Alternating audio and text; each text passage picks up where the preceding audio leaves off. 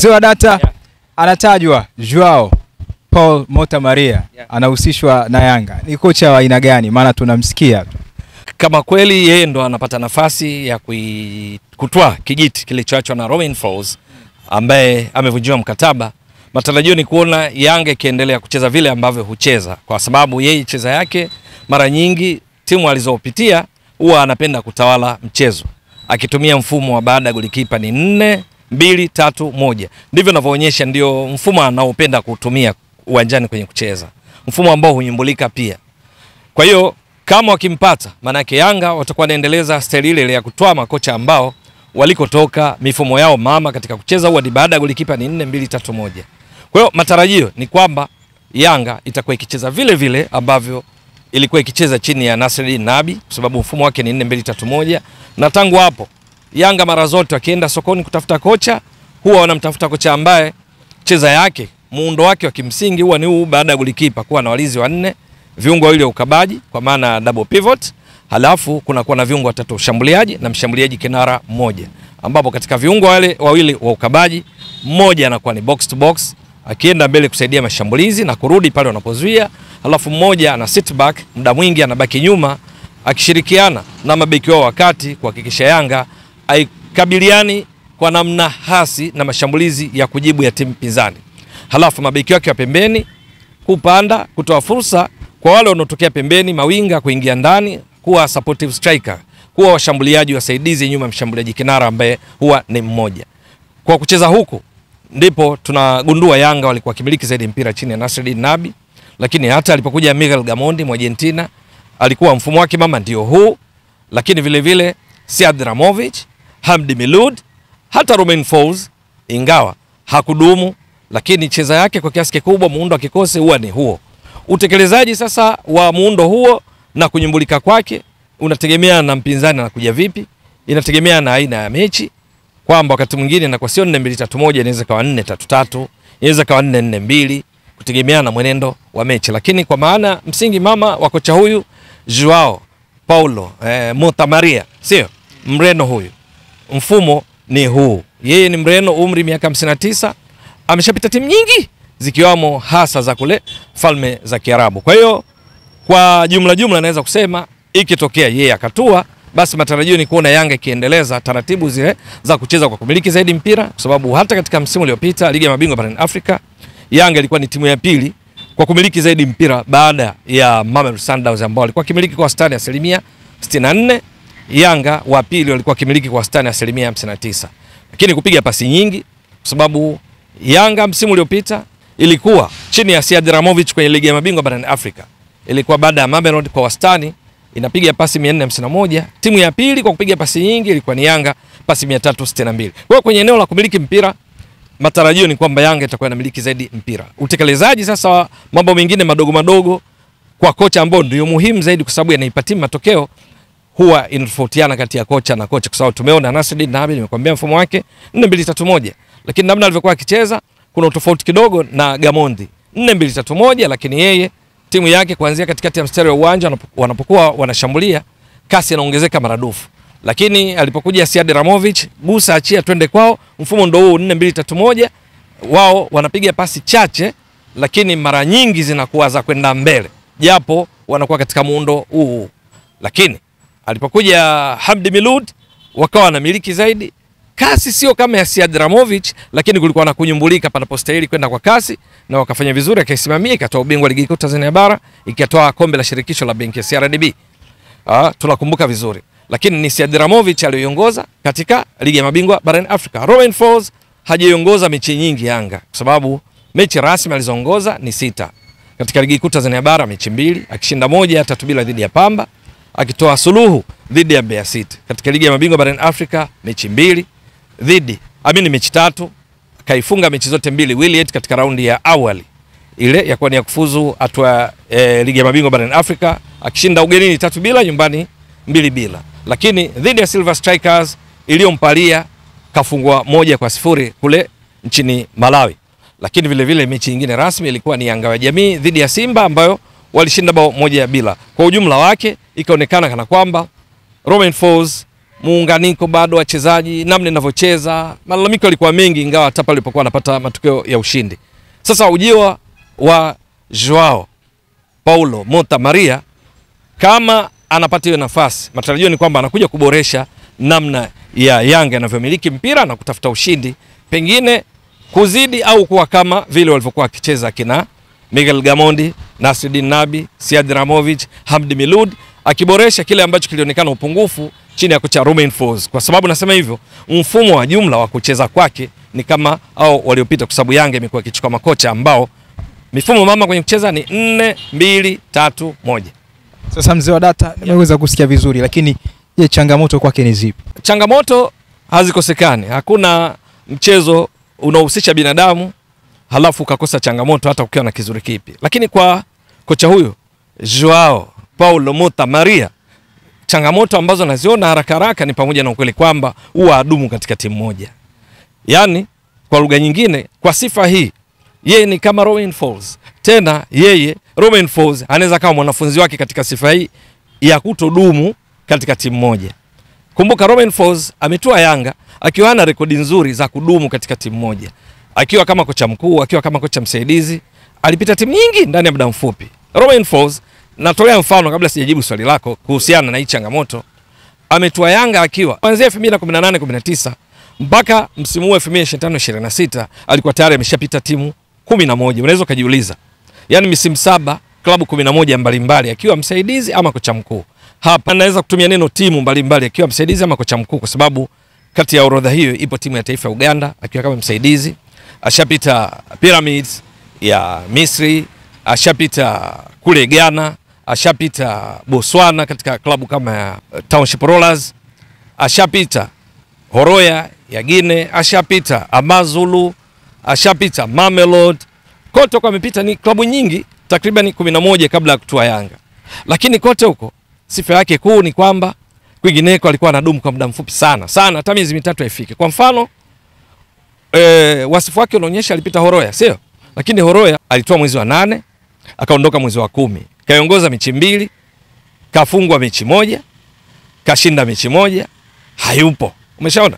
Katua Yanga ndani ya muda mfupi pia hayupo, akiwa ameongoza kwenye mechi rasmi 6 anazotoka kuzitaja. Kuchanganya na mechi za kirafiki jumla mechi 12, hayupo. Sasa Joao Paulo Mota Maria kama anatua Yanga, tabia hii ya Romain Folz alikopita, ambako inawezekana kwa na sababu nyingi. Moja, labda wakati anatwaliwa na waajiri wake kabla hajatua Yanga, matarajio yalikuwa makubwa, alafu anaonekana kumbe mambo yake yako tofauti na vile yanavyotarajiwa. Labda mahusiano yake na wachezaji pengine sio mazuri. Ule utani wa kama mzee wa minuno, pengine kuna kule kuko mpaka ndani kwenye timu. Kwa nje inaonekana hivyo, pengine na ndani hivyo, kwa sababu ukiwa kocha wewe ndo mhimili, wewe ndo muunganishaji wa timu, kutenza kikosi. Mpira wa miguu ni zaidi ya pale pa kuchezea. Pengine hiyo inaweza kwa sababu labda matokeo labda zinakuwa nyingi. Wale waajiri wake wanakuwa nao karibu zaidi, wanajua sababu. Yanga kwa mfano wanajua zaidi kuliko sisi tulio nje. Tulio nje ukiangalia kwenye matokeo, kwa mfano Yanga kwani na matokeo mabaya. Sikaiongoza mechi 6, kashinda 4 zilizo rasmi. Kapoteza moja bila, ambayo bado ana mechi ya marudiano, ingeweza kurekebisha matokeo. Ni kitu cha kawaida, unafungwa 1-0 ugenini afu unakuja nyumbani kwako. Mbona Yanga yenyewe ishafungwa na CR Belouizdad kwenye hatua ya makundi ligi ya mabingwa barani Afrika 3-0 na CR Belouizdad, wakaja kwa Mkapa wakashinda 4-0. Sembuse kufungwa 1-0 tena na Silver Strikers ya Malawi ambayo inakuja kwa Mkapa. Unaona kabisa kwamba pengine kuna sababu zaidi hizi, hasa mahusiano baina ya kocha na wachezaji, kocha na staff wengine wa timu wanaomzunguka, kwamba wanaona kama muunganiko huu hauko sawa, hapa hatutoboi. Kwa hiyo unakuta timu pengine zinamfungulia mlango, na hapa na yujumuisha na Yanga, japo janiuliza kwamba sio ndani ya muda mfupi ameondoka. Ukiangalia matokeo haishawishi hivyo. Walio nje wanazungumza timu haieleweki kucheza, lakini inawezekana kuna ya ndani zaidi, kwa sababu ukiangalia kwenye mechi kwa mfano dhidi ya Silver Strikers, Yanga kuna nafasi walipata ambazo matatizo mengine huwezi kusema kocha ni mchezaji. Goli lo hapo mtu anapiga nje, au mtu mwenzake amefungua baada ya kumpasia anapoteza mpira, au yani matukio ya namna hiyo, ambayo kwa mjumuisho wake inaonekana tatizo namba 1 ni kocha, kwa sababu ndiye anaunganisha, ndio anaofanya hizo dribbling. Lakini mwisho wa siku ninaona kabisa kwamba pengine kuna ya ndani zaidi juu ya kocha mwenyewe na management na wachezaji, ambayo anakuja kuongezewa nguvu sasa na matokeo uwanjani. Wakati unashinda inakuwa kidogo pressure inakosa sababu ya kukutoa. Inapopatikana unaondoka. Nimeeleza kidogo kwa urefu, lakini narudi kwa huyu kocha uliyeniuliza, Joao Paulo Maria. Yeye naye ana move sana kati ya timu na timu. Kuanzia 2007 ashapita timu 22, yote 9. Kuanzia 21 mpaka msimu 2025-26 tayari ameshapita timu 13. Hebu fikiria mwenyewe. Ninachokisema kwamba ana move sana. Matokeo yake unashindwa kupata kwamba kwa utulivu kabisa uzoefu akiwa wapi katika michuano ipi kwa utulivu, kwa sababu anapita katika klabu, katika timu, ndani ya muda mfupi anakuwa ameshaondoka. Hii ndio changamoto naiona kubwa, ambayo ndani yake ukiifungua inaweza ikazalisha changamoto nyingine ambazo ukiwa nje uzioni, akishafika ndo utaziona, ambazo bila shaka Yanga wenyewe kwa Romain Folz kwa nje walizichukulia poa wakati wanamchukua Romain Folz.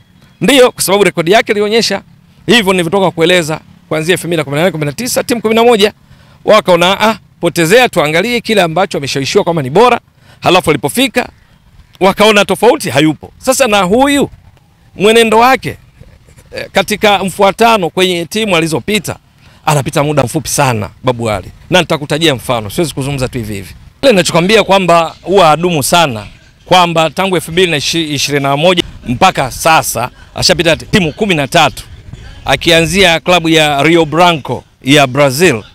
Utaona mfano kwamba kwenye hizi timu ambazo tunasema za Afrika, akiwa Sudani kwa mfano katika klabu ya Al Hilal Omdurman inayotajwa kama mojawapo ya mfano kwamba na uzoefu Afrika. Al Hilal Omdurman alitoa mwezi wa 7 mwaka 2021 akiwa kocha msaidizi. Kufika mwezi wa 11 akapandishwa cheo kutoka kuwa kocha msaidizi akawa kocha mkuu mwezi wa 11. Lakini mwaka unaofuatia 2022 tarehe 30 mwezi wa 6 akaondoka. Unaweza kaona ni katika kipindi kifupi cha kuwa kama kocha mkuu, hakijatimia hata mwaka. Lakini baada ya hapo ukiangalia tena kwa Afrika, alienda katika klabu ya DC Motema Pembe. DC Motema Pembe ilikuwa mwaka 2022. Tarehe 18 mwezi wa 12 katua DC Motema Pembe ya Jamhuri ya Kidemokrasia ya Kongo. Lakini kufika tarehe 19 mwezi wa kwanza 2023 kaondoka. Unaona hapa ni kipindi takriban mwezi mmoja na siku moja au mwezi mmoja. Maana ni tarehe 18 mwezi wa 12 2022, halafu tarehe 19 mwezi wa kwanza 2023 hayupo. Hiyo 2023. Lakini hata ukiangalia kwa hivi karibuni katika msimu huu wa 2025 tayari ameshapita timu, ameshafikia katika klabu 3. Kwa kuanzia ilikuwa 2024 mwezi wa 9 alikuwa katika klabu ya Al Hussein ya Jordan. Lakini kufika mwezi wa 4 mwaka huu sasa tarehe 19 mwezi wa 4 kaondoka Al Hussein ya Jordan, akawa hana timu. Kufika tarehe 31 mwezi wa 8 inaonekana akajiunga katika klabu ya Saham Club, kajiunga nayo, yenyewe ni ya Oman. Tarehe 31 mwezi wa 8 mwaka huu, juzi tu. Lakini unajua nini kilichotokea? Kufika tarehe 21 mwezi wa 9 kaondoka Saham Club. Halafu tarehe 22 kajiunga katika klabu anaifundisha sasa ya Al Ittihad, ambayo yenyewe ipo katika Falme za Kiarabu, inashiriki ligi daraja la pili ya UAE ambayo ni Falme za Kiarabu. Mpaka sasa ishacheza mechi 2, imefungwa 1, imetoa sare mechi 1, haijashinda, ndiko aliko. Kwa hiyo kama anahusishwa na Yanga, maana yake akitoa Yanga sasa ndani ya msimu huu au tuseme ndani ya mwaka huu 2025 tayari atakuwa anajiunga katika klabu ya 4. Si unaelewa vizuri? Sasa hili ndio ambalo kwangu naona changamoto ambayo inaweza ikawa ndani yake ina changamoto nyingine. Changamoto inajionyesha kwa juu hapa ni kwamba hadumu katika timu moja, na kwingine ndo kama hivyo nimekutajia na tarehe kwamba ndani ya mwezi mmoja hayupo. Alikodumu sana unakuta ni miezi 6, miezi 7, lakini kwingineko ni miezi 2 hayupo, mwezi mmoja hayupo. Kama hii very latest ninayokutajia ya Saham Club ya Oman tarehe 31 mwezi wa 8 2025, halafu tarehe 21 mwezi wa 9 anaondoka, tarehe 22 anajiunga Al Ittihad ya Falme za Kiarabu. Kwa kajiunga mwezi wa 9, huu tuliopo ni mwezi wa ngapi? Wa 10. Akijiunga Yanga kama kitangazwa ndani ya mwezi huu, tukumbuke kwamba anatoka Al Ittihad alikojiunga tarehe 22 mwezi wa 9. Sasa hii ndio changamoto nairudia kuisema, ambayo huenda ndani yake kuna vichangamoto vingine vinavyotokea ndani yake, na hasa ikiwamo juu ya labda yale matarajio ya 4-2-3-1 kwenye kucheza inaonekana tofauti, labda namna ya mahusiano na wachezaji, namna ya mahusiano na viongozi wakuu wa klabu. Ndio maana pengine ana sifa hii ya kwamba ndani ya muda mfupi anapita katika timu nyingi kwa sababu 2021 mwaka 2021 mpaka sasa ashapita klabu au tuseme timu 13. Nashindwa kusema klabu kwa sababu unaweza kukuta ndani yake kuna ile kuwa coordinator wa timu ya taifa ya Sudan. Kwa hiyo tuweze kutumia neno klabu. Timu 13 sio idadi ndogo katika kipindi kifupi.